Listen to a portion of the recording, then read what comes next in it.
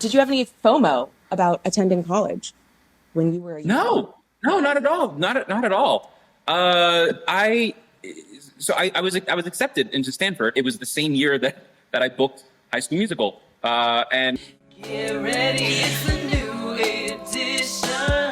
Your favorite morning meditation. Hey, it's me, pardon my success. I'm a hot mess. Pardon my success. Pardon my success. We should make that the new intro. Corbin Bleu, welcome to Pardon My Success. thanks, May. How are you? I'm so good, and I'm so excited that you're here. This has been literally like years in the making. I am so honored to have you here. Genuinely, I'm you honored have to no be idea. here. Thank you for having me. Of course. No, you are an icon through and through. Everyone should know you. If they don't, I don't know what's wrong with them. And we're just going to have a little bit of fun today. Welcome to Pardon My Success. This is a creative arts podcast, and we just talk about the creative process and life and what it means to be a person and a creative. And so I have some different little questions for you, and they cover a wide range of topics from all across the board. All right, So let's cool. do this thing. I'm excited. Let's do it. So Corbin, what is your first memory of performing? Wow.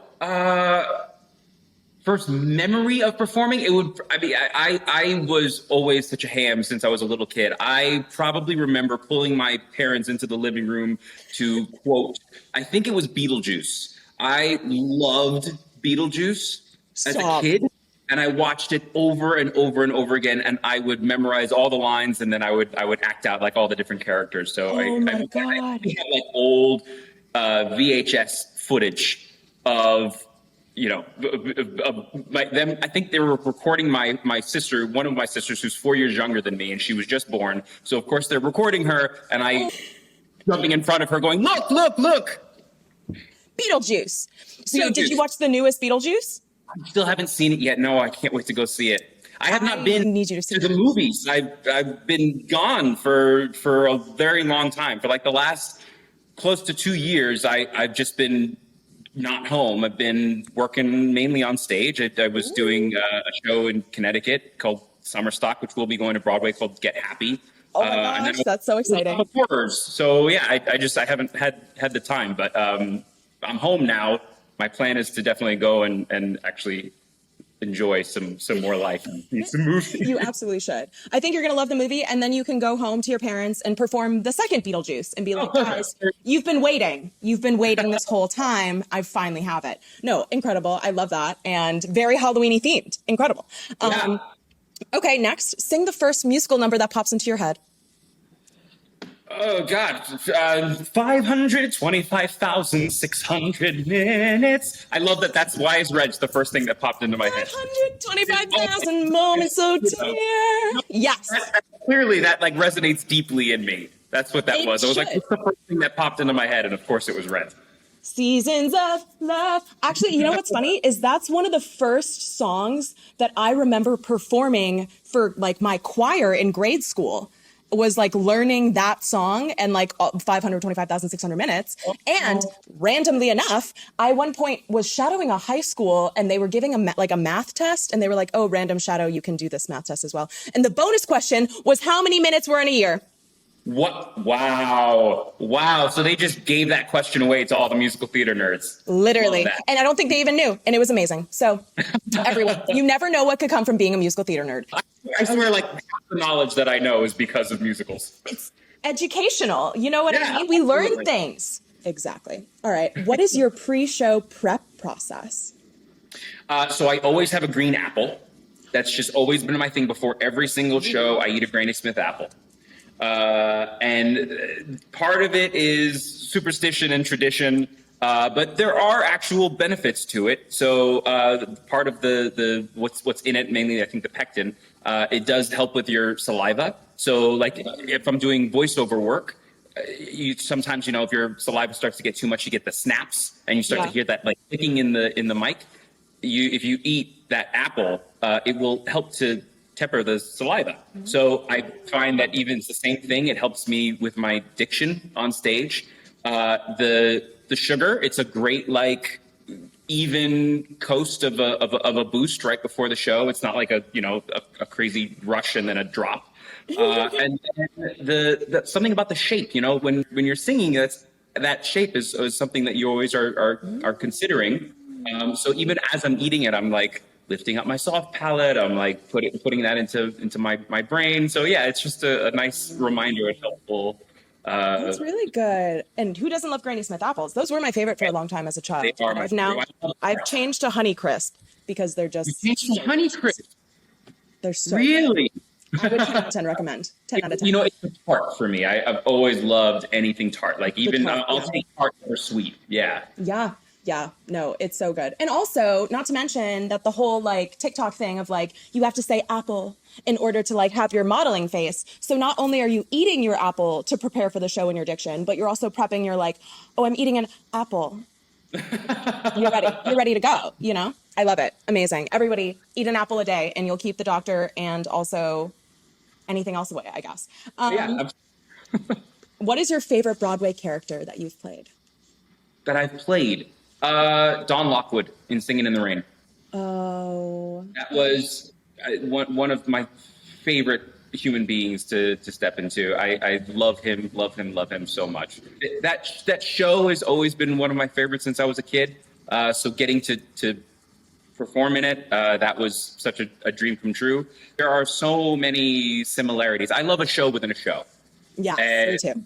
Yeah, so being a performer myself, I really have I connected with him. He's such a charming dick.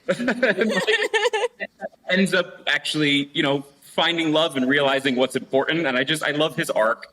And that specifically that title song, performing that number each night, there is so much love and joy that pours out of him. And it's such a solo moment. We actually did Make It Rain on the stage, and the audience disappears and you're just playing in the rain and dancing. And it is just one of the most joyous moments that I've had on a stage.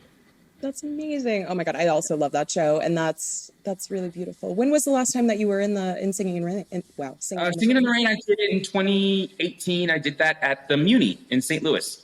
Oh my God. Wait, did you know that's where I'm from? No, I didn't know that. Really? Are you kidding me? Wait, yo, what? I'm from St. Louis. I'm from Southern Illinois. I'm from Belleville, Illinois. And my brother was in the Muni. He did Les Miserables at the Muni and also South Pacific. You've got to be kidding. I love the Muni. So did you? I love the Muni. I auditioned once and I got into like second round callbacks for like the Muni kids way back in the day, and then like didn't end up getting in. Also, as a girl, like I'm sure being a woman in this industry is hard. The competition is rough. There are so many of us. Those the Muni kids and the Muni teens is one of my favorite things about that theater as well. And just the fact that they actually bring them onto the stage and make them just as much a part of the experience. It's not like they're just background. I mean, they are truly a huge part of the productions, and it's such a great learning experience for them, and even for everyone else too. Just to have that energy surrounding them, it's so much fun. It really does add to the whole summer camp feel of the music. Yeah, no, that's what's so great about it. And it's like, it literally is the largest outdoor theater in the world, which is also insane. In the world, it's in the country. I knew in the country. It's in the world? Okay. I didn't even know that. I don't know. It might be the country. I think it's the country. But yeah, it's the country. Either way, it is such a beautiful theater. Like either way, we love the Muni. The live trees that are on the stage that they always incorporate into the performance, into the show somehow. I also did Mary Poppins there. And it was another one of my favorite memories because it's always like a summer stock kind of a feel where you rehearse for 10 days and you like 5 nights of performances or whatever it might be. Yeah. And so I remember standing on stage and there is the section where they end up taking to the stars in Mary Poppins, and you're looking up and like the stars are just beaming so brightly, and it's a giant full moon, and you're on stage, and it's just such a magical theater. I love it. I literally did Mary Poppins at SLU High, the all boys high school, like right next to the Muni. I was Miss Andrews, and I loved my little evil hint time. Such a And great part. so much fun. Oh my God, it was like Yeah. the most fun role of all time. I just got to come on and be so mean to everyone. And I also got to drop hang from like a 15-foot ladder. That was crazy because we didn't have the outdoor stars thing. You know what's funny though, with the full moon thing, a big part of our set piece was the entire center of the set was a giant full moon. Wow. Cool. Weird. Weird. I love that. Weird. I love this. You dropping from the center though. That had to yeah. be fun. Oh, it was very fun. I would like scream and then like drop, and then that was my death. And they were like, oh my God, she died. Yeah. It was great. I didn't until the very last night of the show, closing night, I did fall and hurt my ankle. But it was every other run. I managed, but you know, life. Did you continue the show, or that was your death? That was my ending. I died. I died, and that was the end of the show. Next, how did you meet your wife, Sasha? We met in a grocery store.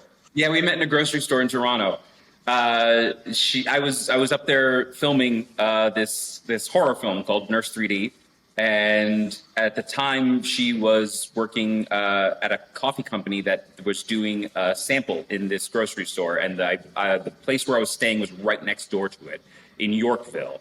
And I walked in. She thought that I was a friend of hers. And gave me like a very friendly hello, and quickly realized that she didn't know me, and then just Oh my God. And it was just a really cute, funny moment, and I ended up going back again 3 days later because I knew that she was going to be working there for the next 3 days, and I asked her out, and we went salsa dancing, and that was 13 years ago. I'm so obsessed. You guys went salsa dancing as your first date. I'm gonna cry. Yeah. So cute. What? How did you propose? We actually just had our engagement anniversary. It's October 15th. Oh my God, happy belated anniversary. At Disney World. Oh my God. In front of the castle. Did they like do a whole thing for you guys after? Yeah, I hooked it up. So I made it seem like I had to do press for the park. So I was mic'd up, and there was a camera, and we were in front of the castle. It was nighttime, and I'm doing like an interview, and then they give me Cinderella's glass slipper to take a picture with. And I was like, "Oh, babe, I should pretend like I'm putting the slipper on you for a picture." So I got on my knee to like put the slipper on, and then I turned it around, and the ring was inside. And then I went into my speech, which I was terrified. It is terrifying proposing. You know, even when you know they're gonna say yes, it is so terrifying proposing. She said yes, and then we timed it so that way the fireworks went off like right afterward. And then we stayed in the castle that night, and that was. Oh my God! Stop! That's so cute. I'm gonna cry. It was definitely magical. Oh my God! Wait, that's like literally proposal 101. People should be taking notes. Like, oh my God, the Cinderella slipper, the pretending to put the slipper. That's. I cry. I'm gonna go. Is there a video on your Instagram or something? I need to go find this. It's gonna be in here. I need to put it in here. Yeah, it's up there. Thank you. For sure. Thank God. Yeah. Thank God. Because that's so cute. I'm gonna cry. Did you enjoy being a commencement speaker this year? I did, and thank you so much for your help with it too. It was fantastic. That was the first time I got to do a commencement address, and that was so much fun. Oh my gosh. What was it like? Like, what was your whole day like? I'm the oldest of four. So the amount of graduations that I've been to, it's a lot. Are you just like waiting the whole time, basically? Yeah, I mean, you get there, and they introduce you to all the staff and the teachers, and then they give you the robe and they give you the rundown, and then you're just sort of in the green room area talking with all the teachers, and then they bring you finally onto the stage. And you get to hear all of the other speeches. And it was my time to go up. The students were so excited, and they gave me such a warm welcome. And I got to speak with them. And oh my God, after that, it was the procession line that I didn't realize that I would be one of the people that was then standing there as every single student walked by and shook every hand, and then also like would end up being asked to take photos as they're getting ready to You're like get their diploma. Yeah, so thousands of students. That was wild. I was not ready for that. I don't think we knew that was going to happen. Wait, that's so funny. Oh my God, I had no idea that you had to you were fully congratulating every single graduate. Every graduate of Southern Connecticut State University formally shook your hand this year. Wow. That's honestly a bigger honor than just speaking. You know what I mean? You're I'm having this person as my speaker. I got to shake their hand and take a selfie. Wild. That's crazy. But you did amazing. I'll put a little clip in here because Corbin's an icon and did so wonderfully. And I got to help out a little bit. We put together some ideas and made it happen. But then it was people put you first for their big TikTok of all of the commencement wrap ups. And that got millions of views. Yeah. So such an honor. You're making big things happen. You always have been. Did you have any FOMO about attending college? No, not at all. Not at all. I was accepted into Stanford. It was the same year that I booked High School Musical, and I knew I wanted to go work on this project, so I deferred with the thought in mind of going. Well, I could always go back if that happens, and then of course High School Musical became what it did, and this is what I've always wanted to do. So I struck while the iron was hot and just continued working. I definitely believe in higher education. As I had mentioned before, I'm the oldest of four. All of my sisters, one of them is an optometrist. So she through school, undergrad. She went through graduate school. I've got another one who is in her final year at USC after having graduated from Stanford. She did her undergrad at Stanford for aerospace engineering. And then she's now studying mechanical engineering. And then I've got my other sister is in nursing school. All of your sisters are such high achievers. What the heck? I was going to go for psychology myself. Hey, I was a psych major. I was psych and theater. You were a psych major? Yeah. No, I feel like there's a lot of people within the arts that end up going into psych. It definitely translates well. But you mentioned when you first got high school. Oh my God, it's so warm in here. Sorry, wait just a second.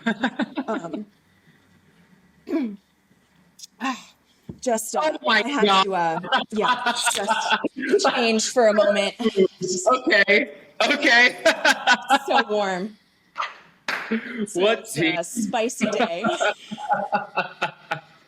Oh my God. Anyway, when you first got word about High School Musical, what did you think was going to be happening? What were your thoughts and feelings kind of going into that? So at the time, it was called Untitled High School Musical. Wait, so true. It was not because it wasn't, they were trying to figure out the name. It was just, they just knew that it was about a high school musical and it was just an untitled high school musical project. And, I was excited. I've always been a musical theater nerd and getting the opportunity to do an original musical for specifically that generation, and get to sing and dance and act, do all the things that I love to do. The audition process was wild. But even then we did not know that it was going to be what it became. Yeah, no, absolutely. And you did so amazingly in all of them and everything that you've done. My last thing for you, what is your favorite of the High School Musical? Wow, I can't talk. What is your favorite of the High School Musical movies?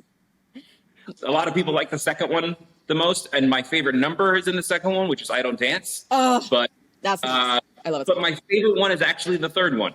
And it was just more from my perspective, from the experience. Yeah. We had the biggest budget on the third film, so all the musical numbers were the largest, the grandest that we had. So I loved the sets and all the stuff that we got to play with. I mean, the Boys Are Back number, everything, the junkyard, the car, just all the different props that we had. It was larger than life walking onto those sets. Oh my God. And it was larger than life experiencing them as a child. And it was everything to me. I don't think you understand, like me growing up in the High School Musical era was like so life changing. I was going to China like with my mom and stuff. And like everything there was High School Musical. Everything everywhere was High School Musical. I was in High School Musical in concert my freshman year of college, which is why I have this jersey. And so I swear I didn't buy it for you, but I love you dearly. And I appreciate you so much for coming on. You are incredible. I love you so much. Thank you, Corbin. Thank you. Thank you so much for having me. Thank you for rocking the jersey. Anytime. It was such a fun time. Great talking with you. You are the best. I love you so much. And I will talk to you soon. Thank you so much. Bye, everyone. See you next week. Pardon my success. Pardon my success. Pardon my you PMSing. Are you PMSing?